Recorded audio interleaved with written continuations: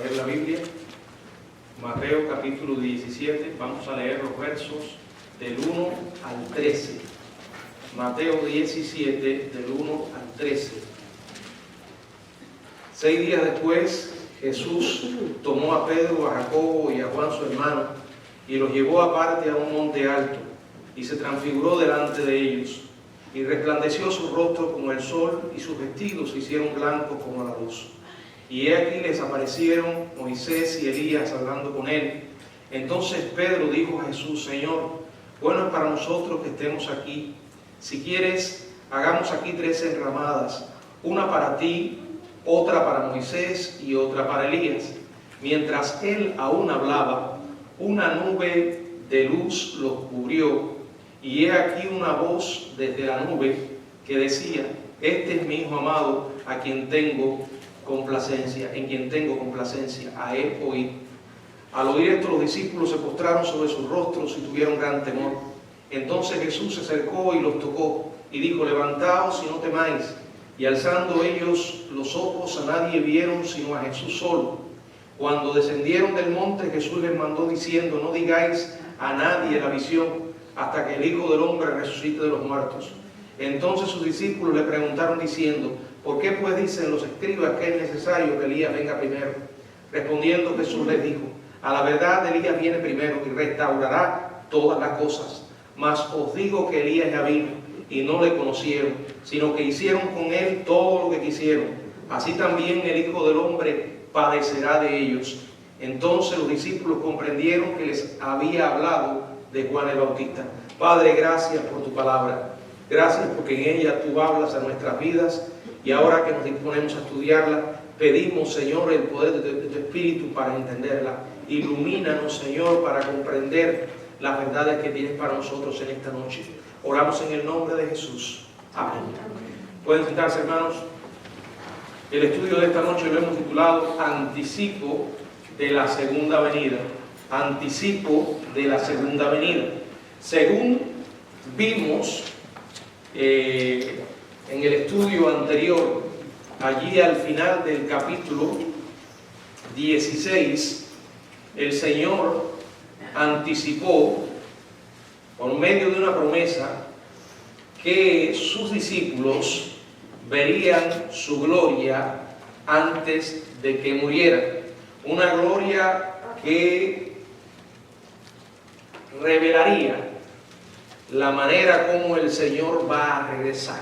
La misma gloria que presentará, que manifestará el Señor cuando venga por segunda vez en su manifestación, y donde todos los que vivan en aquel momento, en los 7 años de tribulación, serán testigos de esa gloria. Y el Señor les prometió un anticipo. Él les dijo: de cierto os digo, que hay algunos de los que están aquí que no gustarán la muerte hasta que hayan visto al Hijo del Hombre viniendo en su reino. Se estaba refiriendo, como vimos, al hecho de la transfiguración. Y cuando llegamos al capítulo 17, inmediatamente dice 6 días después. O sea, la promesa que el Señor había hecho se cumplió 6 días después. Pedro, Jacobo y Juan su hermano, que ustedes saben, en los evangelios aparecen como parte del círculo íntimo de Jesús. Los discípulos que el Señor llevó en ciertas experiencias y se relacionó quizás de una manera más íntima con ellos. El Señor, Pedro, Jacobo y Juan, dice la palabra, tomó el Señor a Pedro, a Jacobo y a Juan, su hermano, y dice que los llevó a un monte alto. En los acontecimientos que vamos a ver en este pasaje, en estos 13 versículos, vamos a ver, como lo hemos titulado, un anticipo de la segunda venida. El mismo Señor que ellos vieron allí de una manera física, transformado de una manera gloriosa, asimismo va a regresar. y por medio de este pasaje y en esta experiencia, encontramos 5 poderosas confirmaciones o pruebas de que Jesús era el Hijo del Hombre, el Mesías, el Rey de Gloria, que vino la primera vez como siervo a morir por los pecadores y regresará por segunda vez como Rey de Reyes y Señor de Señores. La primera vez vino como un humilde siervo, la segunda vez volverá como juez. Aquellos que le desprecien como Salvador tendrán que enfrentarle como juez. Vamos a ver varias ideas en este pasaje. En primer lugar, la transformación del Hijo. Dice el verso 2, y se transfiguró delante de ellos y resplandeció su rostro como el sol y sus vestidos se hicieron blancos como la luz. La Biblia habla de un suceso que llama transfiguración, o sea, se transfiguró. Esto viene de una palabra que tiene el significado básico de cambiar de forma. Es el término del que obtenemos la palabra metamorfosis.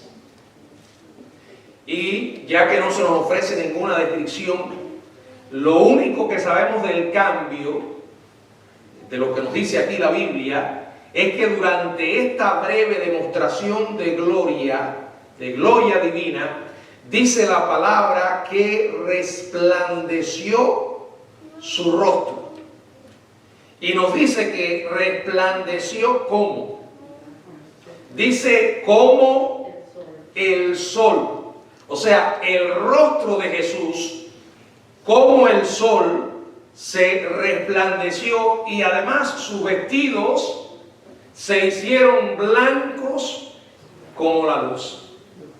Bueno, siempre en la Biblia que hay una aparición celestial, ya sea ángeles o las llamadas teofanías, donde se manifestaba de alguna forma visible la gloria de Dios.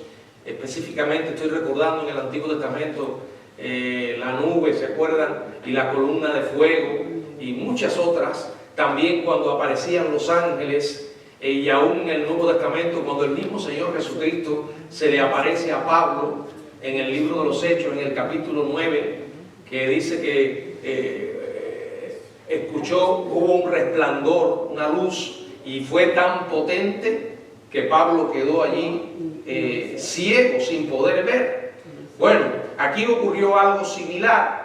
Dice la palabra que resplandeció el rostro de Jesús como el sol y sus vestidos se hicieron blancos como la luz.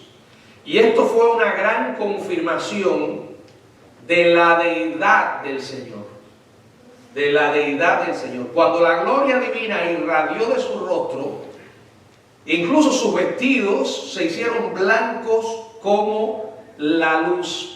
Esto fue algo similar, como dije, a las manifestaciones de la Shekinah en el Antiguo Testamento, donde el mismo Dios se personifica ante los ojos humanos y siempre lo hace en forma de luz, de una luz tan deslumbrante que el hombre apenas puede soportar. En la Biblia la luz es una representación de la gloria y la majestad divina, de la gloria y la majestad, en este caso, de Jesús. El mismo Pedro menciona en su segunda carta, en el capítulo 1, si alguien puede buscarlo, segunda de Pedro, capítulo 1, verso 17, él atestigua acerca de esa gloria. Segunda de Pedro 1, 17.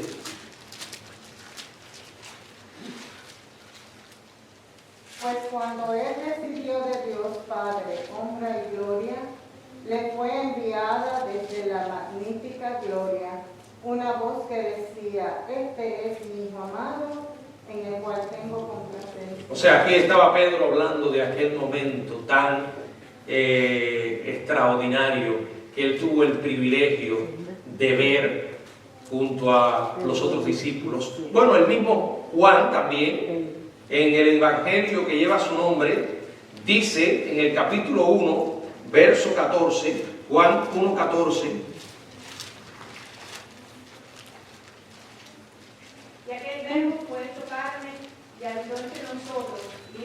gloria, gloria del unigénito del Padre, lleno de gracia y de verdad. Dice que vimos su gloria. Ellos estaban en aquel momento presenciando la gloria divina de Jesús. Bueno, tenemos el testimonio de Pedro. Acabamos de leer el testimonio de Juan. No tenemos el testimonio registrado de Jacobo respecto a esto. ¿Y saben por qué? Bueno, Jacobo fue martirizado en los primeros días de la iglesia.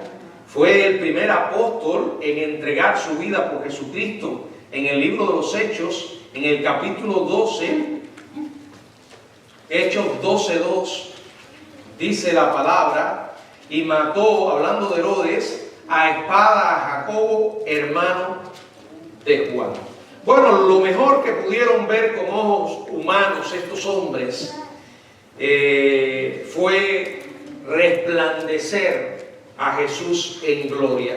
En su forma humana, Jesús no se diferenciaba físicamente de cualquier otro judío. Acuérdense que Jesús estaba en forma humana y esa gloria estaba velada. Cuando dice Filipenses capítulo 2 que se humilló, ¿verdad? El Hijo de Dios, no es que dejó de ser Dios, sino que se autolimitó, dejó de usar sus atributos, se hizo carne, como dice la Biblia. Sin embargo, en aquel momento todo cambió y ellos pudieron ser testigos de esta maravilla. A partir de aquel momento, si quedaba alguna duda en la mente de estos hombres de que Jesús era el Dios encarnado, aquella duda desapareció, porque ellos fueron testigos de este milagro. Bueno, el segundo testimonio que vemos en este pasaje, el primero fue la transformación del Hijo, el segundo, el testimonio de los santos. ¿Qué santos? Bueno, aquellos dos hombres que se le aparecieron en este monte. ¿Quiénes fueron? Vamos a leer el verso 3 y verso 4. Y aquí les aparecieron Moisés y Elías hablando con él. Entonces Pedro dijo a Jesús: Señor, bueno es para nosotros que estemos aquí. Si quieres, hagamos aquí 3 enramadas, una para ti, otra para Moisés y otra para Elías. Bueno, hay varios puntos que quiero enfatizar aquí. En primer lugar, estos hombres se le aparecieron. ¿Dónde estaban estos hombres? Estos hombres ya habían muerto, ¿verdad? Ya estaban en la presencia de Dios. Este pasaje es uno de los que refuta el concepto del sueño del alma. El concepto del sueño del alma es una herejía enseñada por grupos, específicamente los testigos de Jehová. Y ellos dicen que cuando una persona muere, está dormida, inconsciente. Y citan una gran cantidad de pasajes bíblicos, porque los hay, ¿verdad? Hay muchos pasajes que dicen que cuando una persona muere se refiere a cómo durmió. Entonces, ¿qué hacen ellos? Sencillamente lo toman y lo interpretan literalmente. Pero cuando la Biblia se está refiriendo a que alguien duerme, ¿significa eso que la persona está dormida en el estado eterno? No. Cada vez que la Biblia habla de dormir, se está refiriendo al cuerpo de la persona, no al alma. ¿Y saben por qué? Porque hay otros pasajes de la Biblia que enseñan totalmente lo contrario. Por ejemplo, uno de los pasajes clásicos es la parábola del rico y Lázaro. Ambos, cuando murieron, estaban conscientes.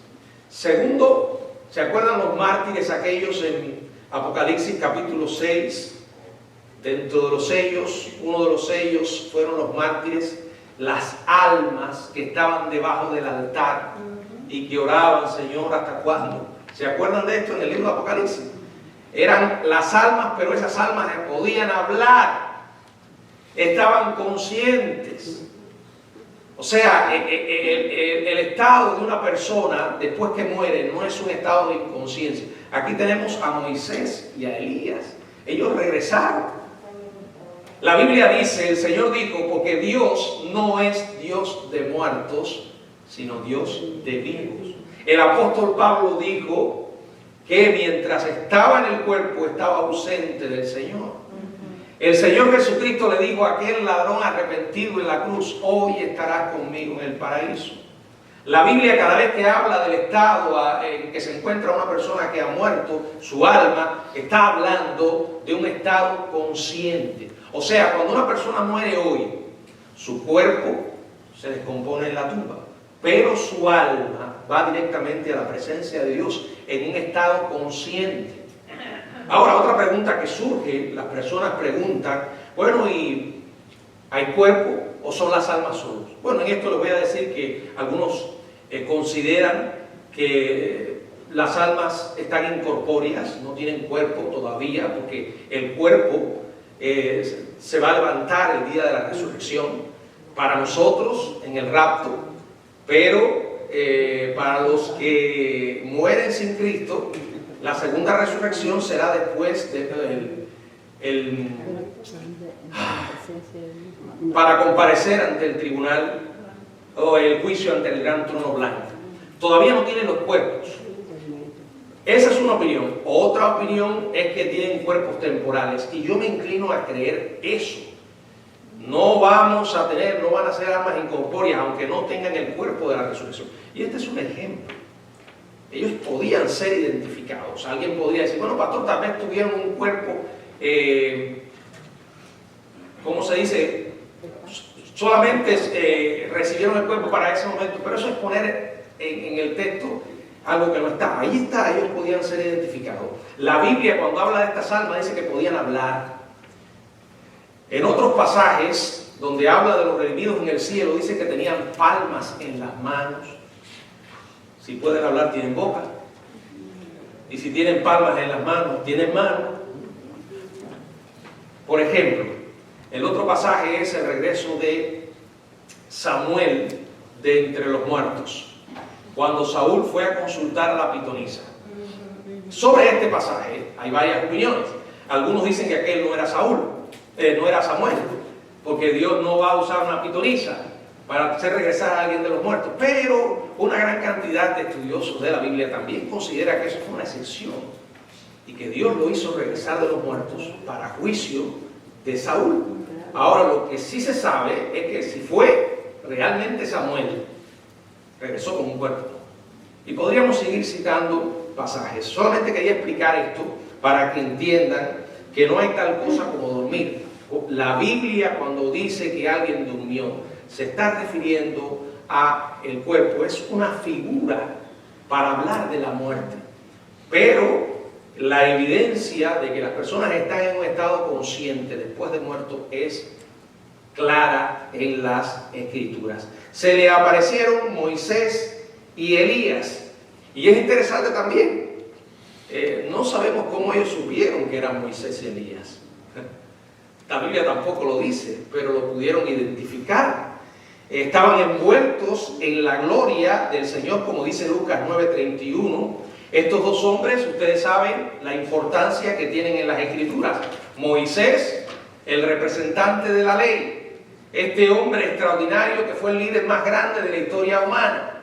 Antes que el pueblo de Israel tuviera profetas formales, en cierta manera Moisés fue un tipo de profeta que llevaba la palabra de Dios. Y antes que tuvieran reyes formales, Moisés fue una especie de rey, digamos, del pueblo. Elías, el gran profeta, el más grande defensor de la ley, un hombre con un celo personificado, piadoso. En la época de Elías, Dios desplegó una extraordinaria cantidad de milagros. Su historia está en la Biblia. Allí están Moisés y Elías representando a la ley y a los profetas. Ellos están conversando con el Señor, aunque Mateo capítulo 17 no nos dice de qué hablaban. Comparamos con otros evangelios, específicamente la misma historia como aparece en Lucas, en el capítulo 9, y nos dice cuál era el tema de la conversación. Lucas 9:31, si alguien puede leerlo, por favor. Quienes aparecieron rodeados de gloria y hablaban de su partida, O sea, ¿de qué estaban hablando? Estaban hablando de la muerte que el Señor iba a enfrentar. Ellos vinieron a hablar de este tema, la obra central del ministerio de Cristo.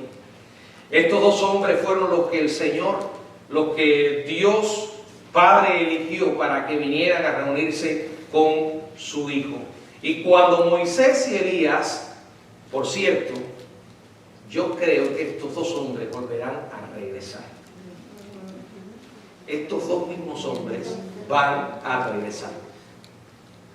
Algunos dirán, ¿cuándo, pastor? Bueno, ya los que me escucharon hablar en el libro de Apocalipsis lo mencioné. Y pronto, cuando iniciemos una nueva serie de señales proféticas, estaremos hablando de los dos testigos nuevamente de Apocalipsis. Que aunque la Biblia no dice quiénes eran, hay una evidencia muy grande por las características de lo que ellos hicieron, que probablemente sean estos dos hombres. ¿Y cómo van a regresar? Exactamente como regresaron con el Señor Jesús. De una forma visible, estarán en Israel predicando el Evangelio del Reino, llamando a los judíos al arrepentimiento.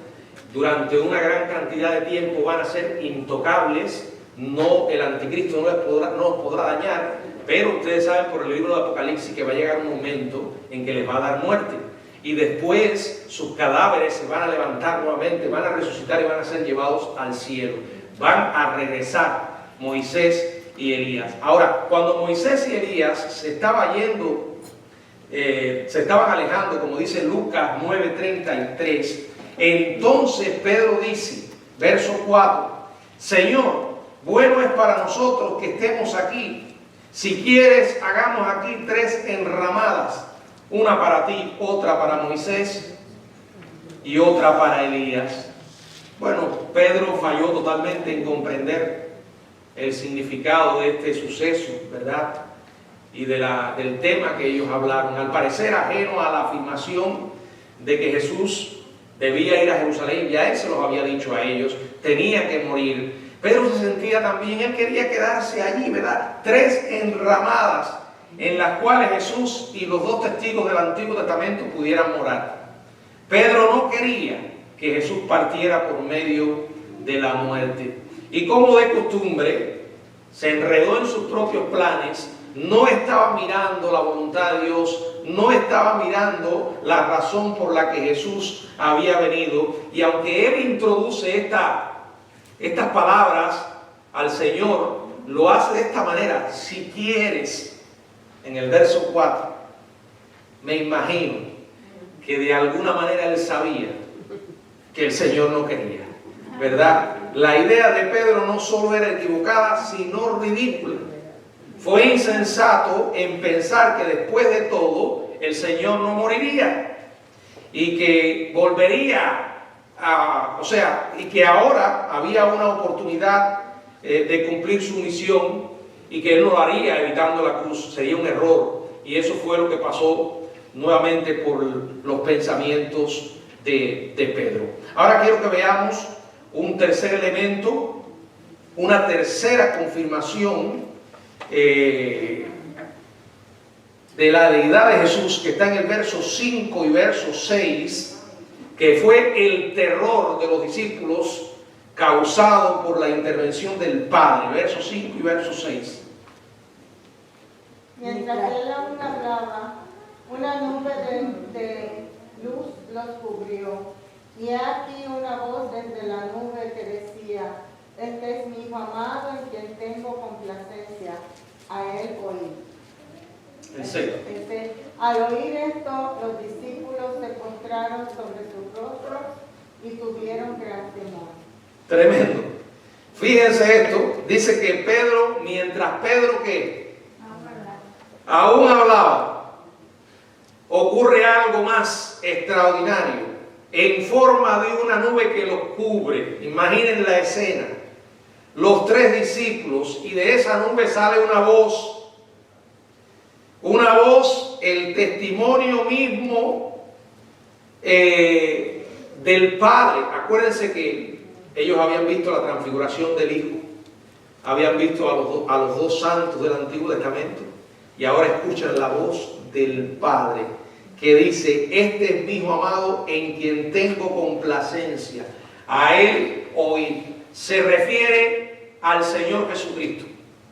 Él es su Hijo.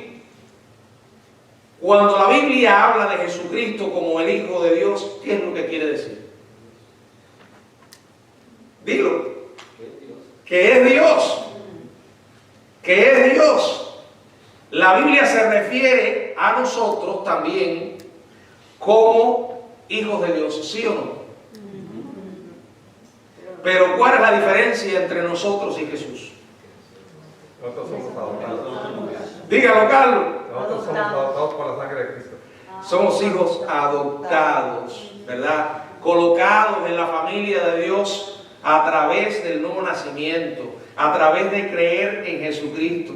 Pero Él es su Hijo amado, de la misma naturaleza que el Padre. Cuando la Biblia dice que es el Hijo, y cuando el Padre dice, este es mi Hijo, está diciendo que Él es de su propia naturaleza, que es Dios. Miren, es interesante porque aquí vemos al Hijo, vemos la voz del Padre. Cuando el bautismo de Jesús, ¿se acuerdan? Jesús se estaba bautizando. El Espíritu de Dios descendía sobre él en forma de qué. Y además, ¿qué pasó? También otra voz. ¿Por qué les cuento esto? Porque estos pasajes son usados por aquellos que quieren negar la Trinidad y que en esencia exista un solo Dios. Dice, miren aquí, está el Hijo bautizándose, el Espíritu en forma de paloma y la voz del Padre. En la transfiguración, Jesús está con Moisés y Elías y además la voz del Padre. Y entonces te explican, mira, son personas diferentes. Él es el Hijo. Miren, hermano, el peor error que puede cometer a alguien a la hora de estudiar la Biblia es olvidar que la palabra de Dios se interpreta a sí misma y no podemos tomar solo una parte de la verdad. Hay que buscar toda la verdad en las Escrituras. Por ejemplo, les voy a poner un ejemplo. Tenemos la persona de Jesús. En la Biblia muchas veces encontramos a Jesús hablando como hombre. Si usted toma eso nada más, va a llegar al punto de decir que Jesús era aquí. Simplemente un hombre. Y eso es lo que usan algunos para decir que Él es un Dios inferior. Mira, ¿cómo va a ser Dios si está diciendo Padre, está orando al Padre, está diciendo al Padre que se somete a su voluntad? Quiere decir que Él es menor. ¿Cómo va a ser Dios si mira, por ejemplo, Él dice que no sabe ni el día ni la hora en que va a regresar, que solo el Padre lo sabe? Ahora, ¿es eso parte de es esa toda la verdad? No, es parte. Ahí tenemos a Jesús expresando su naturaleza humana. Pero si usted ha leído la Biblia, tiene que buscar también la otra parte. Jesús expresando su naturaleza divina. De ahí es donde está el concepto teológico y bíblico que Jesús es una sola persona, pero con dos naturalezas. Y es totalmente Dios y totalmente hombre. El pasaje lo vemos manifestando más su lado divino que en otros. Por ejemplo, cuando era capaz de descubrir lo que la gente estaba pensando, cuando era capaz de decir te perdono tus pecados, cuando era capaz de levantar a un muerto. Sin embargo, en otros pasajes vemos manifestando su lado humano, cuando Jesús lloraba, cuando decía mi alma está turbada, cuando dijo Padre, si es posible pasa de mí esta copa. Pero no podemos aislar la verdad. Y aquí sucede lo mismo. En la Biblia, muchas veces, cada persona de la Trinidad aparece actuando de una manera independiente. Sin embargo, hay otros pasajes de la Biblia donde esas personas aparecen unidas en un solo Dios. Y de ahí es donde sale la doctrina de la Trinidad. Un solo Dios que subsiste eternamente en tres personas: Padre, Hijo y Espíritu Santo. Pero no podemos llegar a decir que el Padre y el Hijo son lo mismo, que el Hijo y el Espíritu Santo es lo mismo. No, son personas diferentes y a la vez son Dios, un solo Dios. Creemos en el monoteísmo, pero a la vez creemos en tres personas distintas. Yo sé que cuando uno escucha esto, la cabeza se le llena de humo. Pero ¿saben qué, hermanos? El problema es de nosotros. Para Dios no hay ningún problema. Y eso habla de nuestra incapacidad muchas veces para poder entender los pensamientos de Dios. Es igual que, por ejemplo, la soberanía de Dios y el libre albedrío del hombre o la responsabilidad humana. Son dos conceptos que aparentemente se contradicen para la mente humana. ¿Cómo Dios va a ser soberano y el hombre va a ser un ser libre para tomar decisiones? Y si el hombre es un ser libre para tomar decisiones, ¿cómo Dios va a ser soberano? Bueno, las dos cosas en la Biblia se enseñan y las dos cosas se complementan. No son contradicciones, son lo que me gusta llamar grandes paradojas de la Biblia. Y la Biblia está llena de paradojas. Vuelvo al punto, pero eso habla de nuestra incapacidad, nuestras limitaciones. En Dios no hay limitaciones. Sin embargo, hermanos, nosotros, si creemos que la Biblia es palabra de Dios, tenemos que respetar la palabra y aceptar todo lo que la Biblia dice. Por eso dice la palabra que sin fe es imposible agradar a Dios. Hay cosas de la Biblia que no entiendo, pero las creo. O que voy a usar otra palabra. No es que no... Sí, hay cosas que no entiendo, pero hay cosas que no puedo explicar.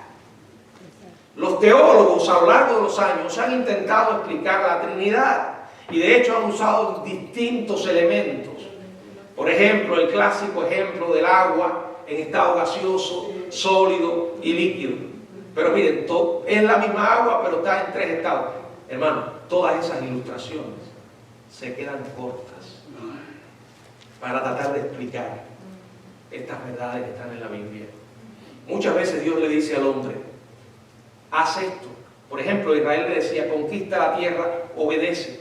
Y después en otros pasajes dice, porque yo te la entregaré. ¿Se dan cuenta? O sea, una parte es la responsabilidad humana, pero en la otra es la mano de Dios obrando. Y aquí tenemos un ejemplo. El Padre hablando, el Hijo, allí está, pero en esencia los dos son Dios. Los dos son divinos. Si llegamos a decir que hay tres dioses, hemos caído en una herejía que se llama el trietismo. No hay tres dioses. Hay un solo Dios en tres personas. Tampoco podemos decir que es lo mismo, porque son personas distintas. Y ahí es donde caen también en otra herejía, que ahora no recuerdo el nombre, que dicen que en esencia el Padre y el Hijo es lo mismo. Bueno, de ahí es donde sale el concepto de los unitarios. ¿Me entiendes? Que en esencia Jesús es el Padre, el mismo Espíritu Santo, o sea que todo es lo mismo. Pero no. O sea, cada persona tiene su ministerio y en la Biblia están bien definidas cada una. Los tres son Dios. Y para los tres hay evidencia en la Biblia de que son divinos. Aquí dice el Padre, este es mi Hijo, a él oíd. Estaba diciendo, si mi Hijo les dice que va a ir a Jerusalén a padecer y a morir, créanle. Si les dice que va a resucitar al tercer día, créanle. Si les dice que deben tomar sus propias cruces y seguirle, deben obedecerle. Bueno, ¿cuál fue la reacción de ellos? Al oír esto, los discípulos se postraron sobre sus rostros y tuvieron gran temor. Hermanos, cada vez que yo leo en la Biblia manifestaciones de Dios como esta, siempre la reacción de los mortales es la misma. Caen postrados, humillados ante la presencia de Dios. Porque uno no puede estar delante del Dios vivo en una posición soberbia o arrogante. Estar en la presencia del mismo Dios nos recuerda cuán pecadores somos y cuán santo es Él. Díganme si no hay una enorme diferencia entre las experiencias de este tipo que tuvieron los personajes de la Biblia Y esas llamadas experiencias que hoy algunos dicen haber tenido. Yo he escuchado de todo. Desde un pastor que dice que Jesús se le aparecía todas las mañanas y salían a caminar junto a la playa, hablaban allí como dos amigos, y una y otra vez cuenta la historia. Cuando yo veo ese tipo de experiencias, yo pienso en todos estos pasajes y indudablemente o innegablemente uno tiene que dudar de semejante cosa, ¿verdad?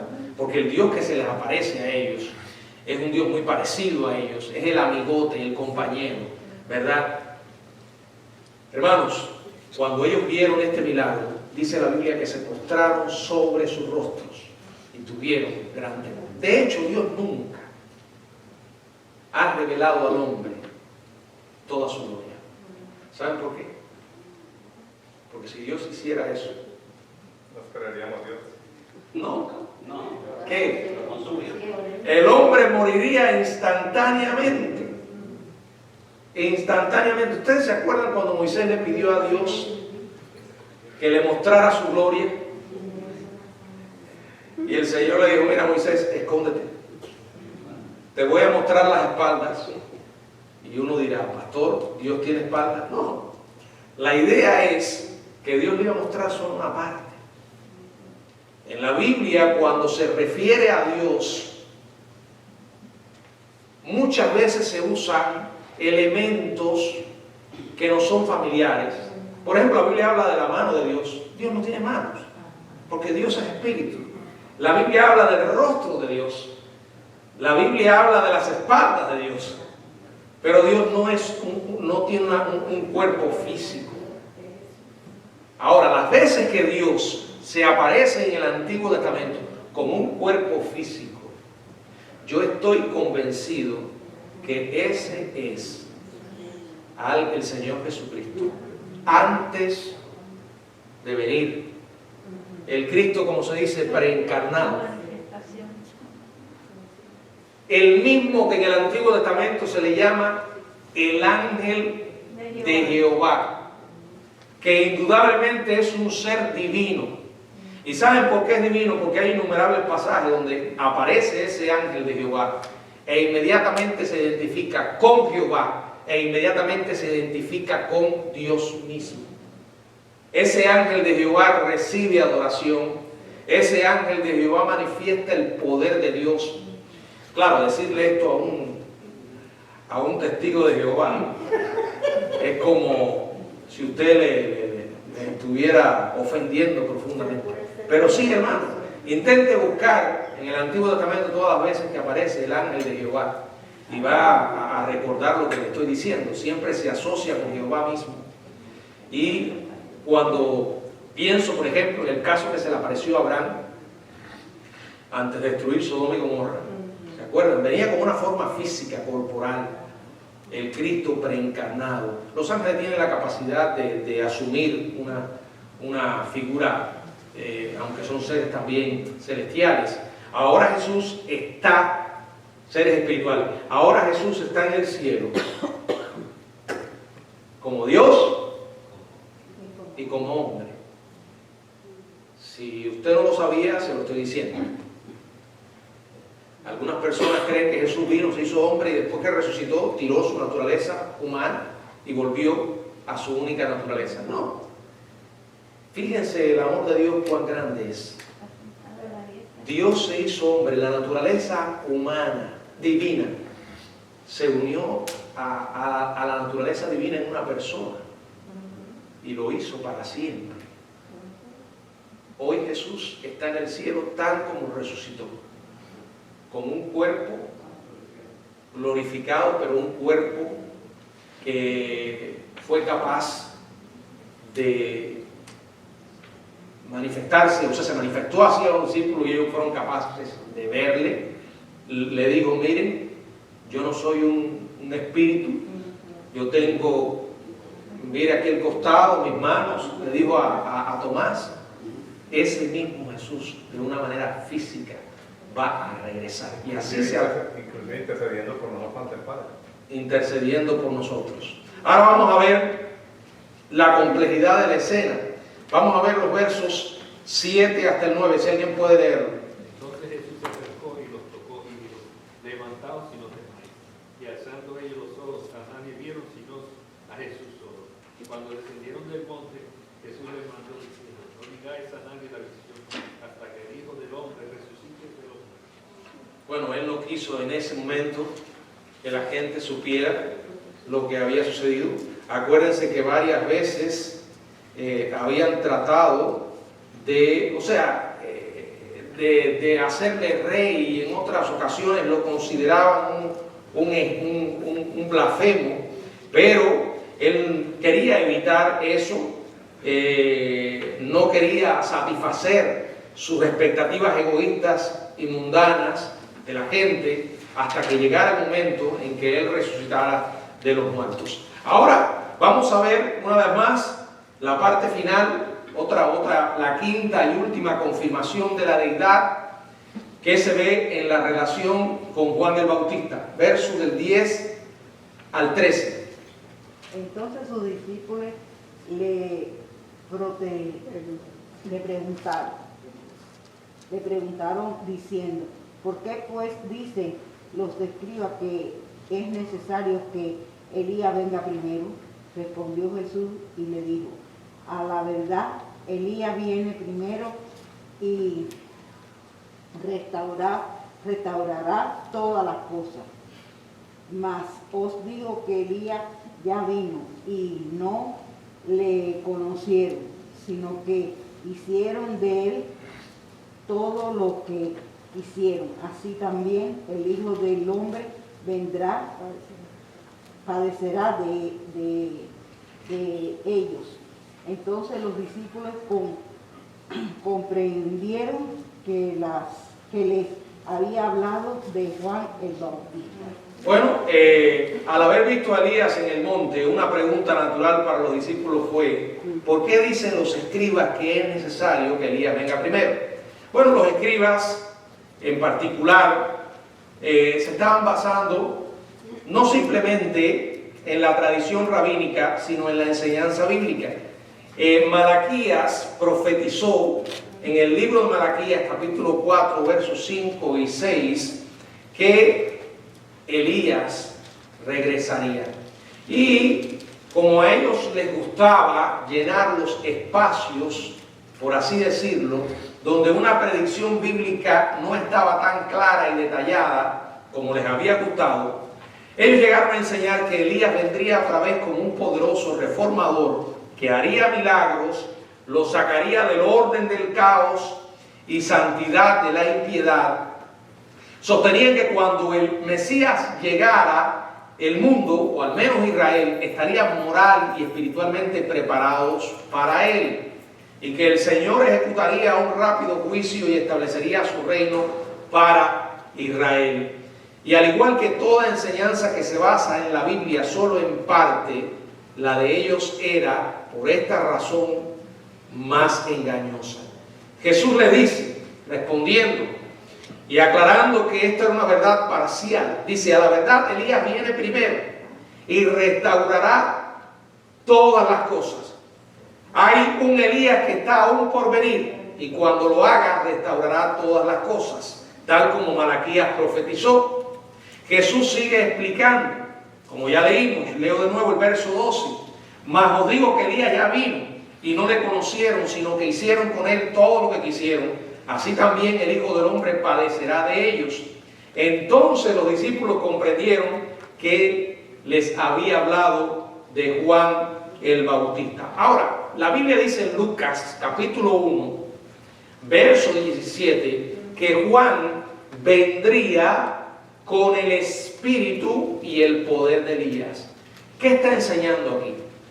¿Que Elías iba a reencarnar en Juan el Bautista? No, porque si así fuera, la Biblia está enseñando algo que contradeciría todo lo que enseñó anteriormente. Lo que quiere decir es que Juan el Bautista no sería ese profeta que regresó, sino que sería un profeta con el estilo y el poder que tuvo Elías. De hecho, la descripción que da la Biblia de la manera de vestir, de profetizar, el estilo de predicación de Juan era muy similar al de Elías, pero eran dos personas totalmente diferentes. Sin embargo, no quisieron reconocer a Juan como el Elías profetizado, sino que dice la Biblia que hicieron con él todo lo que quisieron. Le dieron muerte a Juan el Bautista, lo decapitaron por ser fiel a la proclamación del mensaje. Entonces esta profecía todavía aguarda por cumplirse una vez más. Y por eso creemos que uno de los profetas, de los testigos que se van a levantar durante los 7 años de tribulación, será el mismo Elías que va a regresar a cumplir el mensaje que el Señor le ha mandado. Bueno, hermanos, aquí tenemos una evidencia, varias evidencias de la divinidad de Jesucristo. Aquí tenemos un anticipo que disfrutaron los discípulos de la segunda venida de Cristo. Así va a regresar el Señor. Nosotros en profecía encontramos que hay distintas posiciones en cuanto al orden de los eventos. La posición que ustedes me han escuchado enseñar es dispensacionalista, premilenarista y además con interpretación en el Apocalipsis futurista. Es porque esa es la posición que he estudiado más profundamente y que más me satisface a la luz de la palabra de Dios. Y sobre todo porque esta posición escatológica tiene una base que es la interpretación literal de las profecías. Creemos que tal como las profecías relacionadas con la primera venida de Cristo se cumplieron literalmente, las profecías que se relacionan con la segunda venida de Cristo se cumplirán literalmente. ¿Significa eso que no hay elementos simbólicos? Sí, el libro de Apocalipsis es un libro altamente simbólico, pero no todo lo que tiene el libro de Apocalipsis es puros símbolos. Sabemos por la palabra que muchas de las cosas que dice el libro de Apocalipsis se van a cumplir literalmente. Y nosotros esperamos al Señor de una manera visible, como le dijo a los discípulos, aquellos varones que se le aparecieron, que están mirando al cielo. Ese mismo Jesús que ustedes han visto irse, así mismo va a regresar. Podemos discrepar en algunos puntos, pero hay algo que no se puede negociar con relación a la segunda venida de Cristo. Hay algo que no podemos ceder sin caer en una herejía, que es que el Señor va a regresar por segunda vez. Segundo, que lo va a hacer de una manera física y visible. Tercero, que va a venir a establecer un reino en la tierra. Ahora algunos debaten si va a ser un reino físico, y de hecho dicen que va a ser un reino espiritual. Esa es una interpretación, repito, que no respeta las profecías de la Biblia tal como se han cumplido las relacionadas con la primera. Miren, los discípulos, o sea, los judíos, esperaban un Mesías. Ellos esperaban un Mesías que iba a darles el reino y que iba a convertirlos, él iba a ser su rey. Lo que no entendieron fue que ese Mesías tenía que venir primero a morir. Pero ellos eran milenaristas. Ellos creían en un milenio. Cuando el Señor estaba con los discípulos, ellos le preguntaron: Señor, ¿restaurarás el reino de Israel en este tiempo? ¿Y qué le dijo el Señor? No os toca a vosotros saber los tiempos o las razones que el Padre puso en su sola potestad.